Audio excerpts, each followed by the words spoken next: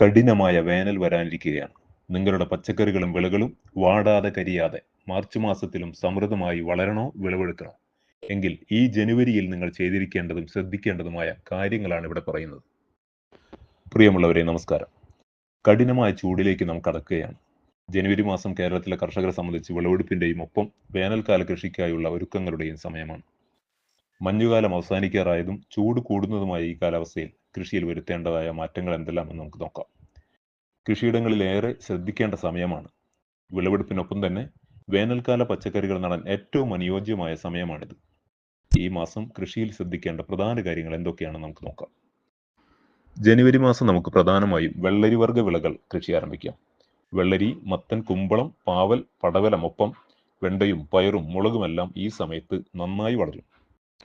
ഫെബ്രുവരി March മാസങ്ങളിലെ കഠിനമായ ചൂടിന് മുമ്പേ ചെടികൾ പടർന്നു വളരാൻ ജനുവരിയിലെ നടിയിൽ നമുക്ക് വളരെയധികം സഹായകമാകും. ചൂട് വർദ്ധിച്ചു വരുന്നതുകൊണ്ട് മണ്ണിലെ ഈർപ്പം നിലനിർത്തുക എന്നതാണ് കർഷകൻ അഭിമുഖീകരിക്കുന്ന ഏറ്റവും വലിയ വെല്ലുവിളി. ചെടികളുടെ ചുവട്ടിൽ കരിയിലയോ വൈക്കോലോ ഉപയോഗിച്ച് നിർബന്ധമായും മൾച്ചിങ് അഥവാ പുതയിടൽ നടത്തുന്നത് വളരെയധികം ഫലപ്രദമായിരിക്കും. ഇത് മണ്ണ് വരണ്ടു പോകുന്നത് തടയുകയും വിളകൾക്ക് ഉപകാരികളായ സൂക്ഷ്മജീവികളെ സംരക്ഷിക്കുകയും ചെയ്യും. ചെടികൾക്ക് നനയ്ക്കുമ്പോൾ ശ്രദ്ധിക്കേണ്ട കാര്യങ്ങളാണ് ഇനി പറയുന്നത്. വെയിലുള്ള സമയത്ത് പരമാവധി നന ഒഴിവാക്കുക.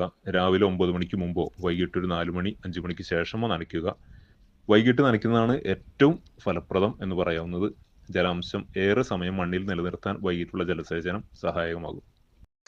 ചൂടുള്ള കാലാവസ്ഥയിലെ കീട രോഗനിയന്ത്രണം കൂടി നമ്മൾ വളരെയധികം ശ്രദ്ധിക്കുന്നത് നന്നായിരിക്കും. ചൂട് കൂടുമ്പോൾ ഇലപ്പേൻ, വെള്ളീച്ച എന്നിവയുടെ ശല്യം കൂടാൻ വളരെയധികം സാധ്യതയുണ്ട്. അതിനായി ആഴ്ചയിൽ ഒരിക്കൽ വേപ്പെണ്ണ സോപ്പ് മിശ്രിതമോ അല്ലെങ്കിൽ വെളുത്തുള്ളി കാന്താരി മിശ്രിതമോ ഇലകളുടെ അടിഭാഗത്ത് എത്തുന്ന രീതിയിൽ തെളിച്ചു കൊടുക്കുന്നത് വളരെയധികം നന്നായിരിക്കും. കീടങ്ങൾ വരുന്നതിന് മുമ്പേ തന്നെ നമ്മൾ ഇത്തരം ജൈവ കീടനാശിനികൾ ഉപയോഗിച്ച് തുടങ്ങുന്നത് വളരെയധികം ഫലപ്രദമായിരിക്കും. അതുപോലെ തന്നെ സ്യൂഡോമോണസ് ഫ്ലൂറസെൻസ് നമുക്ക് എല്ലാവർക്കും അറിയാം. സ്യൂഡോമോണസ് ഫ്ലൂറസെൻസ് 20 ഗ്രാം 1 ലിറ്റർ വെള്ളത്തിൽ എന്നുള്ള നിലയ്ക്ക് കലക്കി തെളിച്ചു കൊടുക്കുന്നത് രോഗബാധ തടയുന്നതിന് വളരെയധികം സഹായകമായിരിക്കും. അതുപോലെ മറ്റൊരു കാര്യം ഓർമ്മിപ്പിക്കാനുള്ളത്, നമ്മുടെ കൽപ്പവൃക്ഷമായ തെങ്ങിന് ആരും മറന്നു പോകരുത്. ചൂട് കൂടി വരുന്നതിനാൽ തെങ്ങിന് തടമെടുത്ത് നനയ്ക്കേണ്ട സമയമായിട്ടുണ്ട്.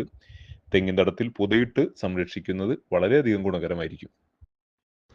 ഈ ജനുവരി മാസത്തിൽ നമ്മുടെ ചേന, ചേമ്പ്, മഞ്ഞൾ മുതലായവ വിളവെടുക്കാറായിട്ടുണ്ടാകും. അവ വിളവെടുക്കുന്നതിനോടൊപ്പം തന്നെ അടുത്ത കൃഷിക്കായി വിത്തുകൾ സൂക്ഷിക്കുന്ന കാര്യങ്ങളും ചെയ്യാൻ കർഷകരാരും മറന്നു പോകരുത്. അപ്പോൾ പ്രിയപ്പെട്ട കർഷക സുഹൃത്തുക്കൾ, ഈ ജനുവരി മാസം തന്നെ നിങ്ങളുടെ വേനൽക്കാല കൃഷി ആരംഭിക്കണം. കൃഷിയെക്കുറിച്ചുള്ള നിങ്ങളുടെ സംശയങ്ങൾ താഴെ കമന്റ് ചെയ്യുക. അടുത്ത വീഡിയോയിൽ കാണാം. നന്ദി.